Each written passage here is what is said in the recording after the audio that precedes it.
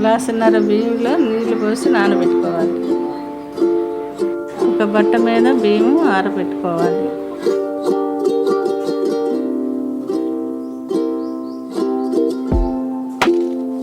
తేమ లేకుండా మంచిగా తుడుచుకోవాలి. మిక్సీ గిన్నెలో వేసి మెత్తగా పట్టుకోవాలి. జల్లిల్లో వేసి మెత్తగా పట్టుకోవాలి. గిన్నె పెట్టుకుని దాంట్లో 2 కప్పులు బెల్లం వేసుకోవాలి.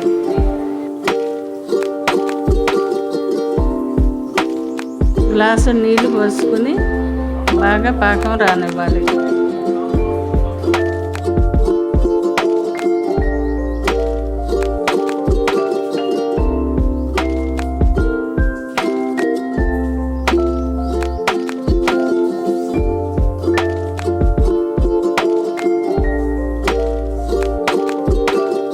పాకానికి వచ్చిన తర్వాత 3 కప్పులు బియ్యం పిండి వేసి బాగా కలుపుకోవాలి.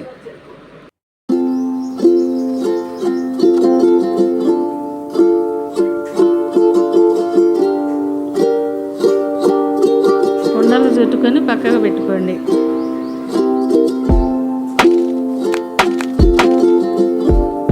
బాండీలో నూనె పోసుకొని బాగా హీట్ అయినాక ఆ ఉండలు వేసుకోండి.